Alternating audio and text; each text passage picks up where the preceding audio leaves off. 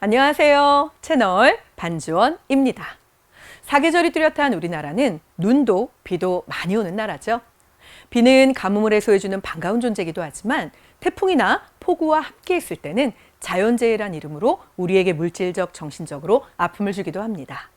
올여름에 폭우로 피해를 입은 많은 분들이 계시죠. 그분들이 빨리 일상생활로 돌아올 수 있기를 간절한 마음으로 함께 바라겠습니다. 채널 반주원은 비와 관련된 역사적, 사회적 사건들을 조금은 무거운 다크 버전과 또 흥미진진하고 재미있는 라이트 버전으로 나누어서 이야기를 진행해 보고자 합니다. 오늘 6회 한국사에서는 실제 비와 관련된 긍정적이고 재미있는 역사적 사건만 담아낼 거고요.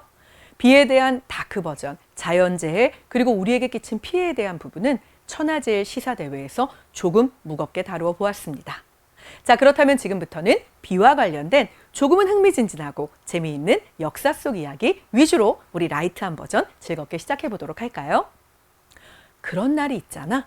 손에 우산은 있지만 비를 맞으며 무작정 앞만 보고 달리고 싶은 그런 날. 얼마 전에 등장한 인터넷 밈인데요. 여러분 어떠신가요? 비가 오면 괜히 센치해질 때도 있죠? 타닥타닥 내리는 빗소리가 마음을 울리기도 하고 비에 젖어서 색이 달라진 주변 풍경이 눈에 굉장히 신비롭게 들어오기도 하는데요. 과학적으로는 비가 오면 기압이 낮아지고 습도가 높아져서 몸이 무거워진다고 합니다. 또한 음이온이 증가하면서 몸이 처지게 되고 기분까지 가라앉게 된다고 하는데요. 일조량이 줄어들어서 멜라토닌이 증가하는 것도 한 원인이라고 하죠. 너무 깊은 우울감에 빠지는 것은 좋지 않지만 또 차분하고 안정적인 기분을 느끼게 되는 부분은 공부하는 학생에게는 때로는 독, 때로는 약이 되기도 합니다. 예로부터 농경사회였던 우리나라는 비와 많은 관련이 있었는데요. 우리 조상들은 여름비를 순우리말로 잠비라고 부르기도 했습니다.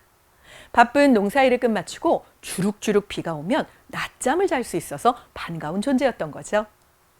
먼 과거에서부터 소나기는 여름을 대표하는 날씨였습니다. 한여름 오후에 쏟아지면서 기온을 낮춰주는 소나기. 농부가 큰 가뭄에 비를 기다리듯 땡볕 아래에서는 때때로 소나기를 바라게 되기도 하죠. 소나기는 공기가 불안정한 상태일 때 내리는데요. 공기가 불안정하게 되면 두꺼운 뭉게구름이 만들어지면서 구름이 두꺼워지면 수증기가 더 모이게 되고 결국은 비를 뿌리게 되는 것이죠. 소나기는 쇠잔등을 가른다라는 재미있는 속담도 있는데요.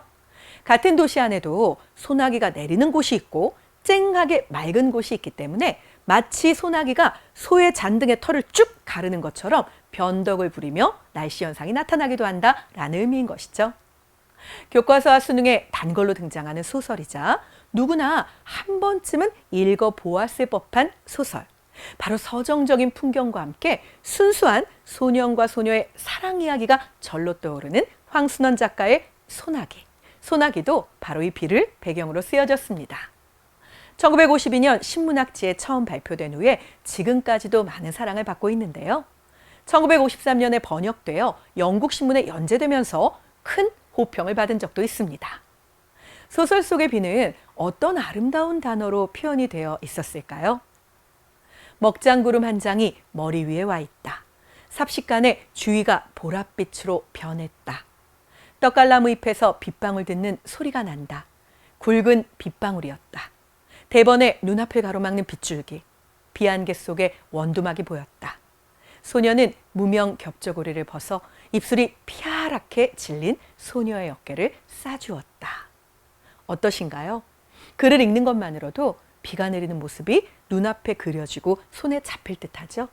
무엇보다 소년과 소녀의 설레이는 감정 느껴지시나요? 비와 관련된 재미있는 조선시대 일화도 전해지는데요. 여름에 큰 비가 계속 내리면 국가에서는 혼수를 마련해서 결혼을 장려했습니다. 혼례를 치르지 못한 노총각과 노처녀의 한 때문에 비가 멈추지 않는다고 믿었기 때문이죠. 성종 때 실록 속의 기록을 잠시 살펴볼까요? 하늘의 도는 아득히 멀어 알 수가 없다. 장마가 몇 달을 개이지 아니하니 처녀가 제때 출가하지 못한 한이 화기를 범한 듯하다. 혼숫감을 넉넉히 주어 시기를 놓치지 않게 하라. 뿐만 아니라 왕은 자신의 덕이 부족하여 장마가 오고 백성들이 힘들어한다고 여겼습니다. 홍수와 같은 재해가 있을 때는 음식의 가짓수를 줄이곤 했는데요. 반찬을 물리고 맨밥에 물을 말아서 먹기도 했습니다. 국가 차원에서 영제라고 해서 날이 맑아지기를 기도하는 기청제를 지내기도 했는데요. 천재지변으로 힘들어하는 백성들을 위하는 왕의 마음이 그대로 묻어납니다. 비가 역사를 바꾼 일도 물론 있죠. 우리나라 조선의 건국도 비와 관련되어 있는데요. 고려 말은 기후의 변화가 유독 심한 시대였습니다. 늦봄에서 초여름으로 넘어갈 무렵 고려의 우왕은 장수 이성계에게 요동정벌을 명하게 되죠. 이성계는 정벌군과 함께 압록강을 건너 위화도 섬에 도착했습니다. 위화도는 신의주 동쪽 약 2km 지점에 위치한 아주 조그마한 섬인데요. 하지만 요동으로 건너가기 전 큰 비를 만나게 됩니다. 당시의 기록을 살펴볼까요? 이성계는 군사를 이끌고 위화도에 당도했으나 당시 압록강 지역은 장마가 시작되어 물이 엄청 불어 있었다. 지금은 여름비가 심한 시기여서 화살이 풀리고 갑옷이 무거우며 군사와 말들이 축 처져 있습니다. 비와 불어난 강물 탓에 위험한 상황이니 회군을 허락해 주소서. 이성계의 편지에도 우왕은 요동정벌과 진군을 괴속하라는 명령만 내렸습니다. 이후에 이성계는 참모들과 논의 끝에 돌아가서 조정의 간신을 모두 없애고 백성을 편안하게 만들자라고 말하며 군사들과 함께 고려로 돌아왔죠. 이 사건이 바로 1388년 위화도 회군입니다. 우왕은 남은 군사로 대적했지만 결국 이성계에게 패하고 말았는데요. 실권을 장악한 이성계는 1392년 왕으로 추대되어 결국 조선을 건국하게 됩니다. 여름 비, 장마의 영향으로 개인은 물론 국가의 운명까지 바뀌게 된 것이죠. 태조 이성계의 아들이자 조선의 세 번째 왕인 태종도 비와 관련된 일화가 있습니다.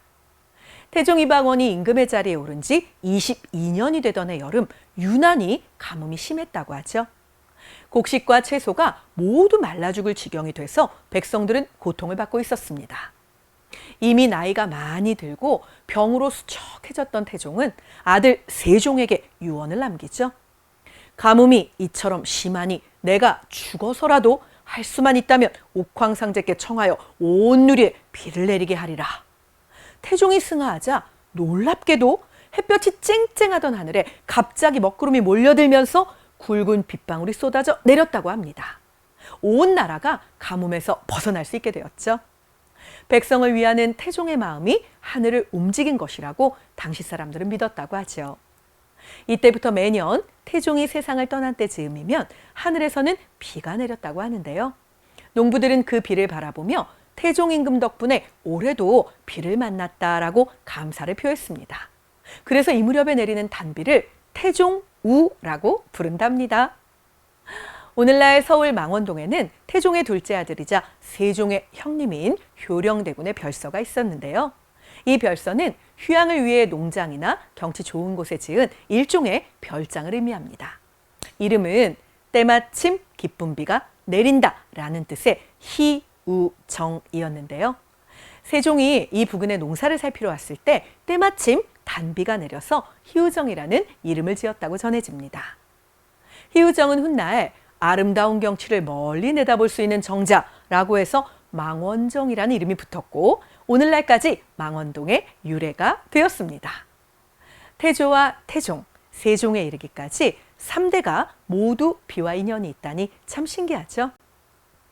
가랑비에 옷 젖는 줄 모른다라는 속담 들어보셨죠? 조금씩 가늘게 내리는 가랑비에 자신도 모르게 조금씩 스며든다라는 의미인데요. 채널 반주원도 여러분께 꾸준하게 여러분이 미처 인식하지 못하고 생각하지 못한 그 틈새를 비집고 들어가서 천천히 스며들어서 결국은 여러분에게 커다란 의미가 될 수 있는 채널이 되도록 더 열심히 노력하겠습니다. 구독, 좋아요, 알람 설정 여러분에게 이 부분 부탁드리면서요. 가랑비에 옷 젖듯이 그렇게 즐겁게 은은하게 계속해서 여러분께 다가가는 유쾌한 국사.